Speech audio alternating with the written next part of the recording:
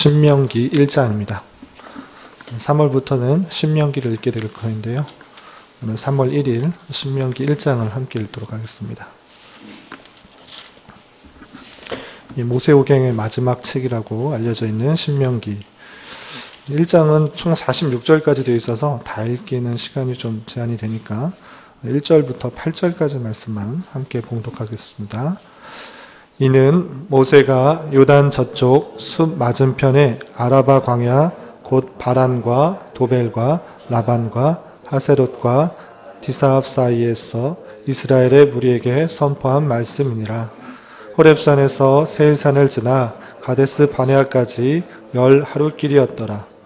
40째 해 11째 달 그달 첫째 날에 모세가 이스라엘 자손에게 여호와께서 그들을 위하여 자기에게 주신 명령을 다 알렸으니 그때는 모세가 헤스본에 거주하는 아모리 왕 시온을 쳐 죽이고 에드레이에서 아스다롯에 거주하는 바산 왕 옥을 쳐 죽인 후라. 모세가 요단 저쪽 모압 땅에서 이 율법을 설명하기 시작하였더라.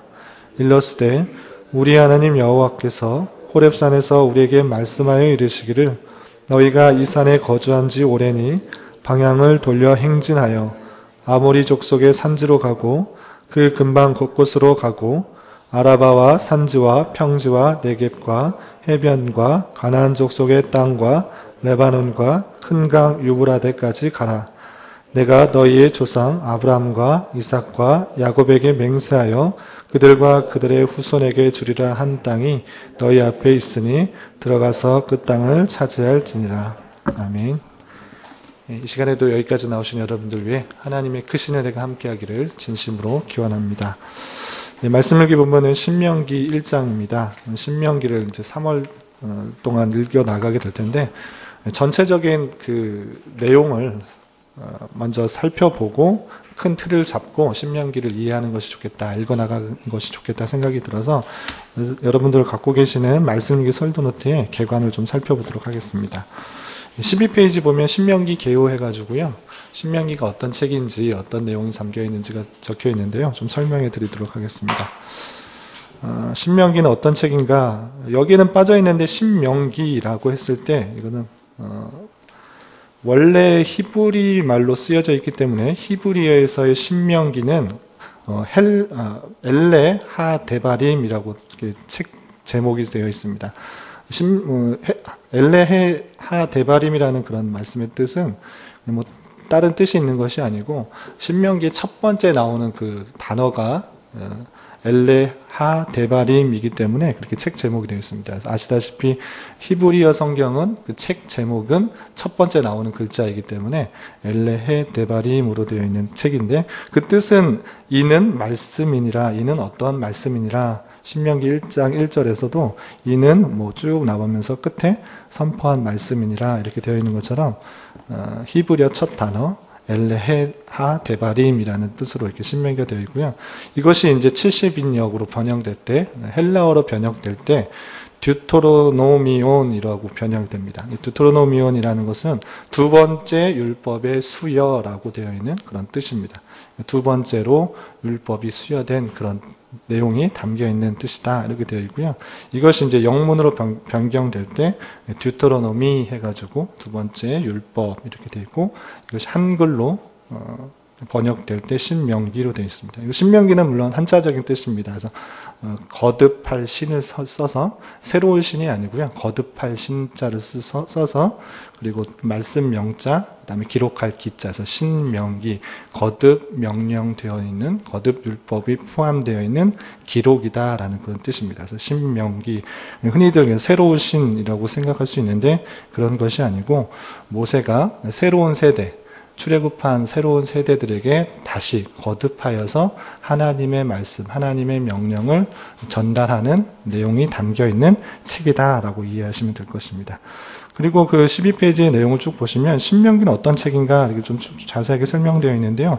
첫 번째 그 단락의 첫째 줄을 보면 신명기는 모세오경, 창세기, 출애굽기, 레위기, 민수기, 신명기, 모세가 기록한 5가지의 성경, 모세오경의 결론을 장식하는 책이다. 이렇게 되어 있고요. 구약에서 가장 중요한 책들 중에 하나로 간주된다. 이렇게 되어 있습니다. 그리고 이것이 신명기는 신약에서도 많이 이렇게 인용되고 있다라고 되어 있습니다. 그 첫 번째 단락의 밑에서 두 번째 줄을 보시면 신명기는 신약에서 가장 많이 인용되는 책들 중에 하나이다라고 되어 있습니다. 그래서 신약에 27권의 책들이 있는데 그 중에서 17권에서 직접 인용되거나 신명기의 내용이 들어있을 것이다 암시되어 있는 내용이 80회 많이 이렇게 나오는 것을 볼 수 있습니다. 그래서 80회 이상 드러날 정도로 신명기가 신약에 많이 인용되는 그런 중요한 책으로 알려져 있다 이렇게 되어 있습니다. 그리고 두 번째 단락을 보면 두 번째 단락에서 밑에서 두 번째 줄 신명기는 몸이 건조한 율법들을 단순히 나열해 놓은 율법 모음집이 아니다 되어 있습니다. 두 번째 율법이다, 두 번째 말씀이다 했을 때 율법들을 그냥 뭐 레위기나 또는 출애굽기의 여러 가지 내용들 그런 내용들을 단순히 반복해서 이렇게 쓰여진 것이 아니고요. 신명기는 모세의 입을 통하여 설교로서 선포된 율법이다라고 되어 있습니다. 그러니까 하나님께서 주신 율법들을 모세의 입을 통하여서 두 번째 세대, 2세대, 출애굽한 2세대에게 율법을 설명하고 또 선포하는 그런 선포된 율법이다라고 이해하면 좋겠다라고 되어 있습니다. 그래서 그 다음 단락, 세 번째 단락 보면 이렇게 잘 설명되고 있습니다. 신명기는 어려서 출애굽을 경험한 새로운 세대 혹은 출애굽을 경험하지 못한 세대, 광야에서 태어난 그런 새로운 세대들도 많이 있는 것이죠. 출애굽을 경험하지 못한 세대에게 모세가 죽음을 앞에 두고 권면하는 간곡한 고별 설교이다. 또는 모세의 유언과 같은 성격을 가지고 있다 되어 있습니다. 그래서 신명기의 목적은 출애굽한 제2세대가 약속의 땅에서 살아야 할 규례를 제시하는 것이고 또 광의적으로 더 넓게 생각을 하면 앞으로 오게 될 이스라엘의 각각의 세대에게 믿음의 삶에 대한 그런 패러다임을 제시하기 위한 것이다. 앞으로 어떻게 살아야 될 것인지 특별히 율법을 어떻게 잘 순종해야 될 것인지 순종하면 어떠한 복들을 받게 되는지 나와 있는 그런 패러다임을 제시하는 것이다 라고 설명되어 있습니다. 그리고 다음 단락 밑에서 세 번째 줄 끝에쯤에 보시면 모세는 그의 설교를 통하여 그의 청중이 순종하고자 하는 동기를 불러일으켜 그들이 자발적으로 하나님의 율법에 순종하도록 하기 위하여 다양한 수사학적 기법을 사용하였다 되어 있습니다. 설교를 통해서 이제 새로운 세대에게 하나님의 율법의 말씀들을 다시 한번 전달하고 그것을 잘 지킬 수 있도록 다양한 방법을 사용하였다라고 되어 있습니다.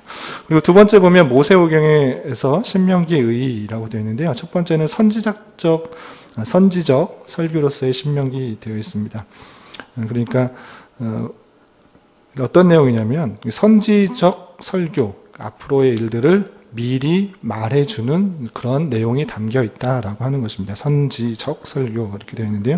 어떤 내용이 있기 때문에 그런가? 첫 번째 단락의 두 번째 줄 끝에 줄 보면 모세는 아주 먼 미래의 일까지 때때로 언급하고 있다라고 되어 있습니다. 단순히 그냥 하나님께서 주신 율법을 설교하는 것에 그치는 것이 아니라 미래의 일도 선지적으로 언급하면서 말씀에 순종할 것을 표현하고 있는데요. 어떤 내용들이 있는가?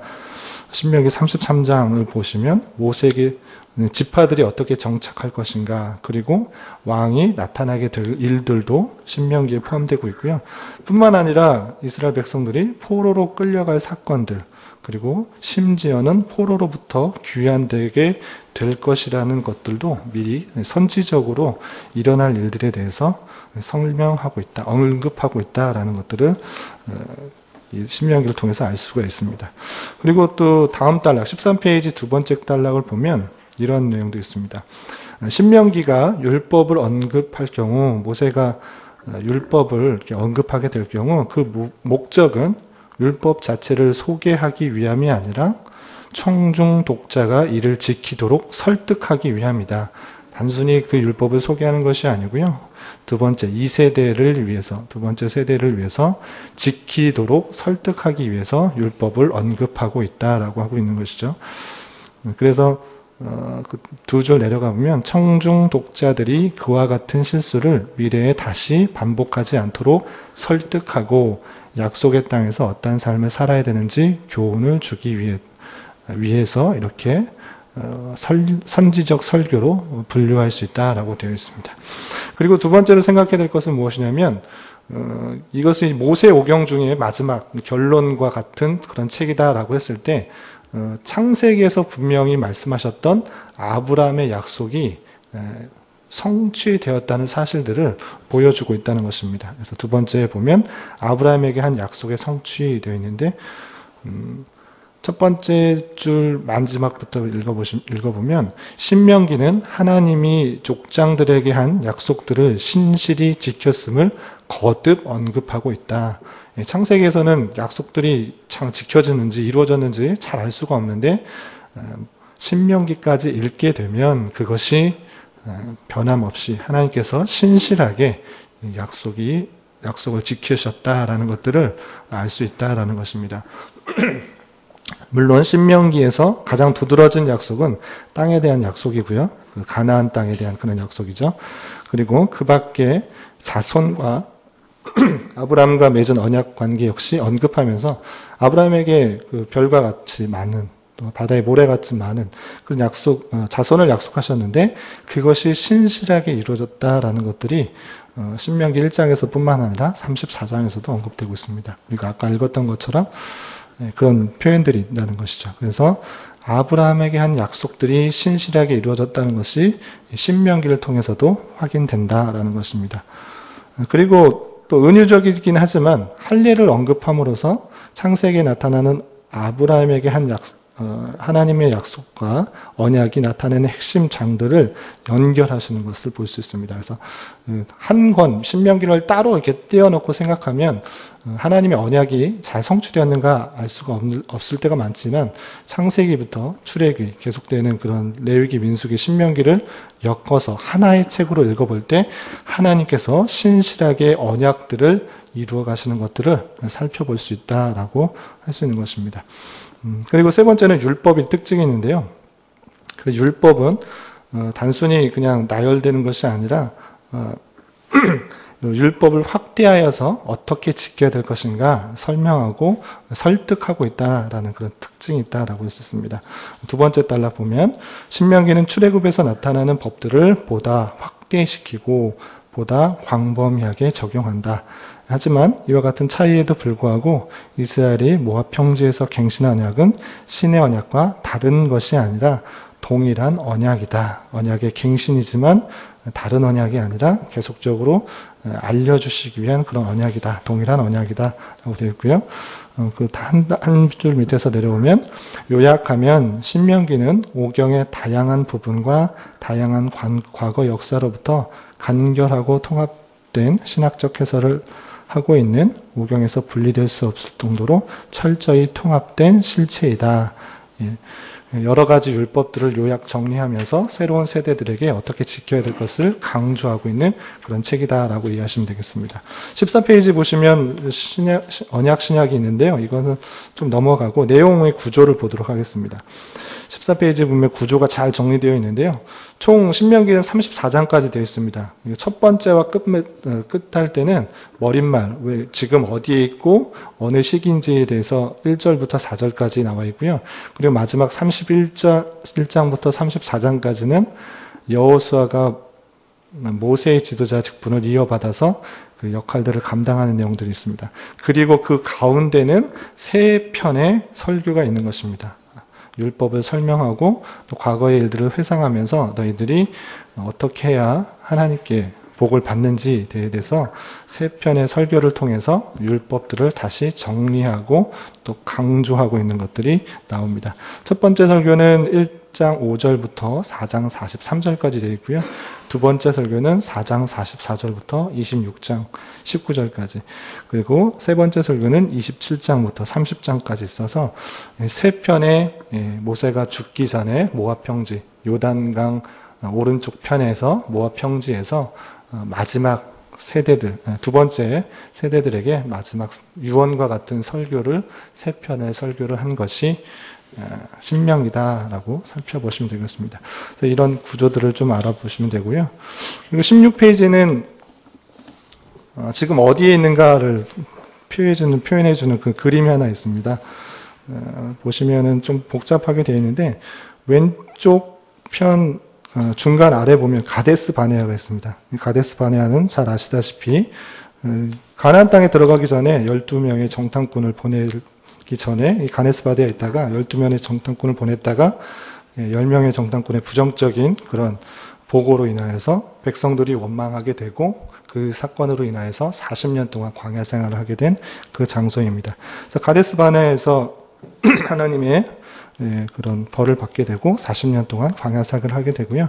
그리고 이제 40년이 지나서 오늘 신명기 1장 1절부터 4절까지 읽는 것처럼 그런 오랜 생활을 끝에 어디에 이르게 되었는가? 이 모압 땅, 모압을 지나서 색깔이 안 나와서 좀 잘 안 보이긴 하는데 그 요단강 오른쪽 품에 보면 모압 평원이라는 곳이 있습니다. 모압 평원에서 있게 되는데 그 사이에 모압 평원까지 가기에는 시온을 물리쳤던 것, 옥을 물리쳤던 것, 그것이 오늘 1장 1절부터 4절까지 읽게 되면 그 물리쳤던 내용들이 나오게 됩니다. 그래서 모압 평지에서, 모압 평원에서 요단강을 건너기 전에 많은 백성들, 이스라엘 백성들에게 하나님의 율법들을 다시 한번 선포하는 내용들이 신명기고, 그리고 첫 부분이 이제 신명기 1장에 나와 있다라고 생각하시면 됩니다.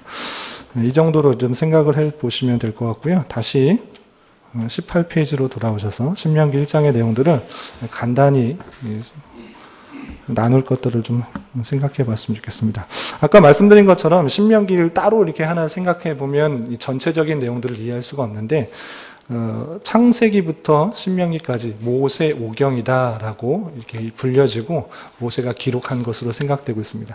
그러니까 창세기의 내용을 알고 있는 사람이 신명기를 쓴 것이다 라고 이해하면 될 것이고요. 그러할 때 우리가 그냥 읽지는 않았지만 그 하나님께서 주신 언약들이 신실하게 이루어져 가고 있다는 것들을 살펴볼 수 있습니다. 1장 10절, 11절에서 보면 이런 표현이 있습니다. 너희의 하나님 여호와께서 너희를 번성하게 하셨으므로 너희가 오늘날 하늘의 별과 같이 많거니와, 11절에서도 너희 조상의 하나님 여호와께서 너희를 현재보다 1000배다 많게 하시며, 이렇게 축복하는 그런 말인데, 하늘의 별과 같이 많게 되었다라는 표현을 그냥 신명기를 처음 접하는 사람들은 많아졌나 보다라고만 생각할 수 있는데, 이것이 아니라 창세기를 읽었던 사람들이라면, 아브라함에게 하신 약속을 알고 있는 사람이라면 그 약속이 신실하게 하나님의 때에 하나님의 방법으로 이루어져 나타났구나라는 것을 알 수 있습니다. 하나님께서 약속하신 내용은 어느 때인지는 우리는 잘 알 수 없지만 하나님의 때에 하나님의 방법으로 신실하게 이루어 가시는 하나님을 발견할 수 있어야 되는 것입니다. 그리고 또 한 가지 더 살펴볼 것은 9절부터 18절까지는 이제 모세가 과거의 내용들을 회상하면서 특별히 장인 이드로의 조언을 듣고 천부장, 또 백부장, 50부장, 10부장을 세웠다는 내용들이 나오고요.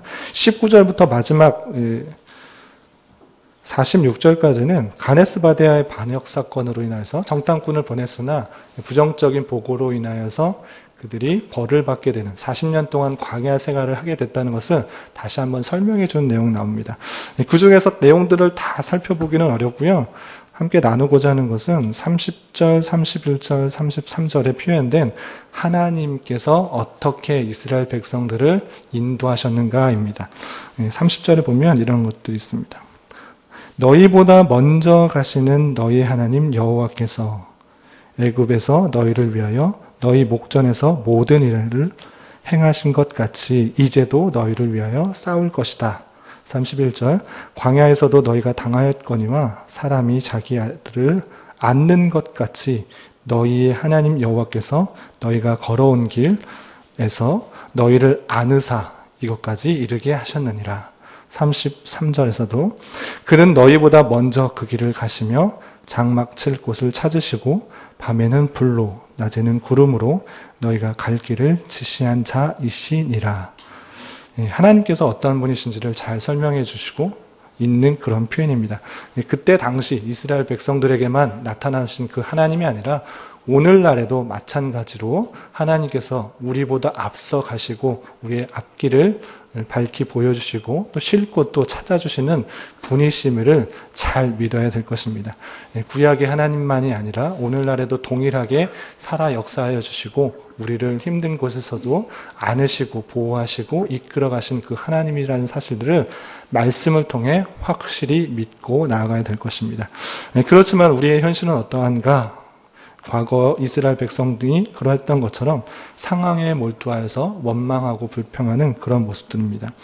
32절에 그렇게 했음에도 불구하고 이스라엘 백성들은 어떻게 했는가? 32절 이 일에 너희가 너희 하나님 여호와를 믿지 아니하였도다.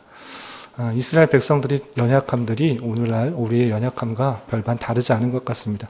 하나님께서 모든 것들을 계획하시고 작정하시고 우리가 원하는 길이 아니라 우리에게 필요한 길로 인도하심에도 불구하고 내가 원하는 길, 내가 소망하는 것들이 닥쳐지지 않을 때, 만나게 되지 않을 때 원망하고 불평하는 그런 우리의 모습이 여전히 우리에게 있음을 고백하면서 하나님께서 우리보다 앞서가시며 모든 것을 계획하고 주장하신다는 그 사실들, 안고 가신다는 그 사실들을 믿으면서 우리에게 닥친 상황이 비록 어렵고 낙심되고 좌절될지라도 하나님께서 어떻게 인도하여 주실 것이라는 가장 필요한 길로 인도하실 것이라는 기대와 소망으로 이겨나가야 될 것입니다.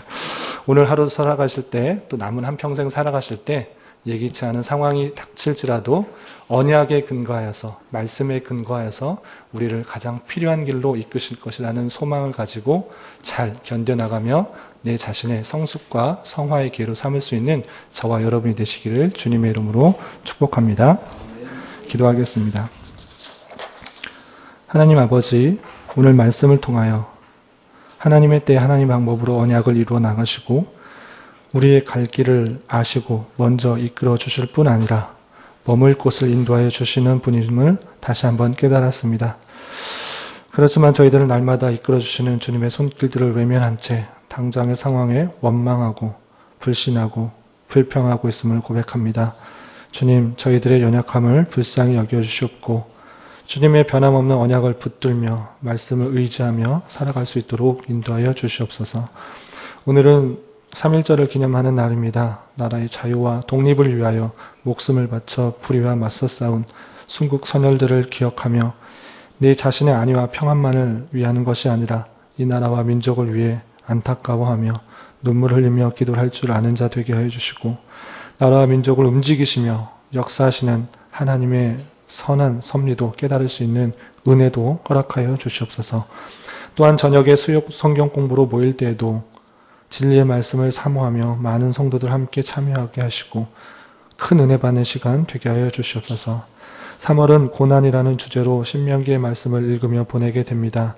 주님께서 주시는 상황 속에서 어려움과 같은 힘든 상황과 여건이 찾아올지라도 예수님께서 당하신 고난을 묵상하며 내 자신을 연단하며 성숙시킬 수 있는 기회가 되게 해주시고 그리스도인으로서의 불편함과 감당해야 할 짐을 기쁘게 여기며 또 신명기의 말씀을 통해 많은 도전과 은혜 받는 시간 되게 하여 주시옵소서. 교회 내에 여러 병약자들이 있습니다.